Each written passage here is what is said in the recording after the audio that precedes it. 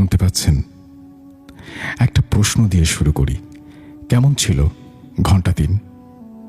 প্রশ্ন শুনেই বুঝতে পারছেন কথা হচ্ছে যেহেতু ঘন্টা 3 নিয়ে, তাই ঘন্টা 1 এবং 2ও আছে। কেউ হয়তো শুনেছেন, কেউ শোনেননি। কিন্তু ঘন্টা 1 আর 2 না শুনলে 3 বুঝবেন কিভাবে? এই এপিসোডটা শুধু তাদের জন্য যারা 1 আর 2 শোনেননি অথবা শুনতে গিয়ে খুঁজে পাচ্ছেন না। 143 নম্বর এপিসোডে 2022 সালে আমরা শুনিয়েছিলাম ঘন্টা 1। সম্ভবত সেটা ছিল হ্যালোইনের বিশেষ এপিসোড। আর ঘন্টা ফিরে এসেছিল আবার 148তম এপিসোডে। বেশ আগের কথা, কিন্তু যারা একবার শুনেছেন তারা এখনো বারবার বলেন ঘন্টার কথা। আচ্ছা, এই ঘন্টা নিয়ে একটা ফিল্ম বানালে কেমন হয়? না না, হুট করে বলতে হবে না, আগে শুনুন, তারপর ভেবে বলুন। বাজছে ঘন্টা 1। শুনতে পাচ্ছেন?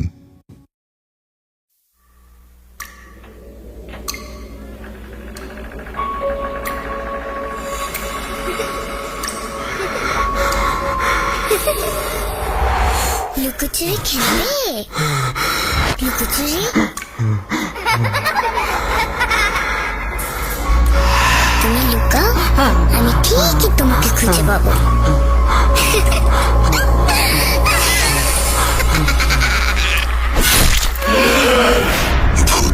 Voot.com with Russell. Breathe. Hold your fear until this Halloween. যেভাবে লেখা আছে আমি সেভাবেই পড়ছি। গ্রামের বৃদ্ধ মানুষরা একটা কথা বলে, বাঘ মরে গেলে হয় কাঠ, আর মানুষ মরে গেলে হয় বাঘ। এই কথার অর্থটা এমন, বাঘ বেঁচে থাকলে মানুষ তাকে দেখে ভয় পেলেও মরে গেলে কেউ ভয় পায় না, কিন্তু মানুষ মরে গেলে অন্য মানুষের যত ভয়, একা লাশের পাশে এক মুহূর্ত যেন কেউ থাকতে চায় না। তখন যত দ্রুত সম্ভব আমরা লাশ দাফন করে ফেলি।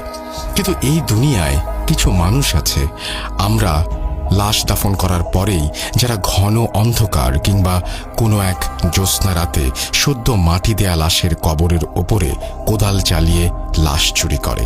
কি ভাবছেন এত কথা কেন বলছি? তাহলে মনোযোগ দিন, আজ আমি শেয়ার করব একটা লাশ চুরির ঘটনা।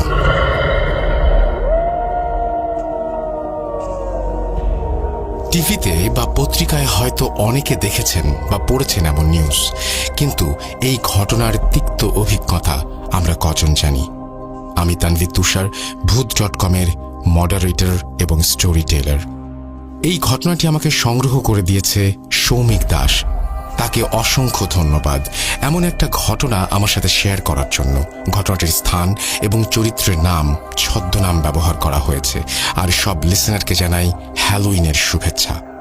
ঘটনার শুরু 2008 সালে। প্রত্যন্ত গ্রামগুলোতে তখন অভাব অনটন লেগেই থাকতো।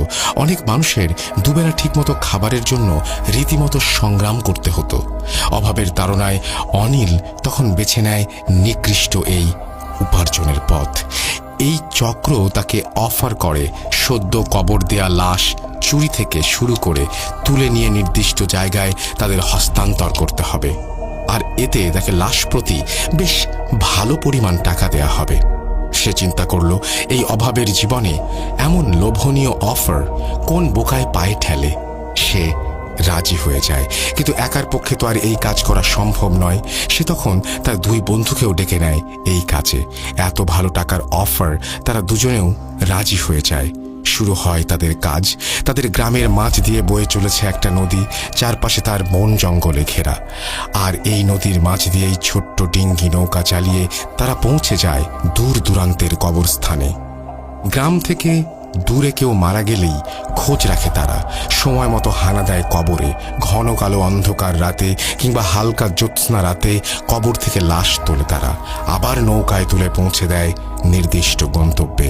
এক রাতের মাঝেই কাজ শেষ, আর বেশ ভালো পরিমাণ টাকা তাদের পকেটে। এভাবেই চলছে তাদের লাশ চুরির কাজ। ঠিক কতগুলো লাশ তারা চুরি করেছিল তার নির্দিষ্ট কোনো হিসাব তাদের কাছে নেই। অনেক রাতে ঝিরিঝিরি বৃষ্টির মাঝেও তারা লাশ চুরি করেছে কবর খুঁড়ে, কিন্তু তাদের কোনো সমস্যা হয়নি। তার ভাষ্যমতে প্রথম এই কাজে ভয় লাগলেও পরে আর ভয় পাননি তারা। এমনি একদিন তারা খবর পেলেন পাশের গ্রামের একজন লোক মারা গেছে, কিন্তু সমস্যা হলো তাকে যেখানে কবর দেয়া হয়েছে সেটা অনেক পুরনো কবরস্থান আর লোকালয়ের অনেক কাছে। কিন্তু অনেক দিন কোনো লাশ চুরি না করায় তিনজনের হাত তখন ফাঁকা। তারা যে কোনো মূল্যেই হোক লাশটি চুরি করতে চায়। কবর দেওয়ার 2 দিন পরেই অমাবস্যা, আর সেই ঘন কালো অন্ধকারেই তারা সিদ্ধান্ত নেয় লাশ চুরির। সেদিন গভীর রাতে তারা 3 জন নৌকায় কোদাল, খন্তা, হারিকেন নিয়ে রওনা দেয়। Trick or treat!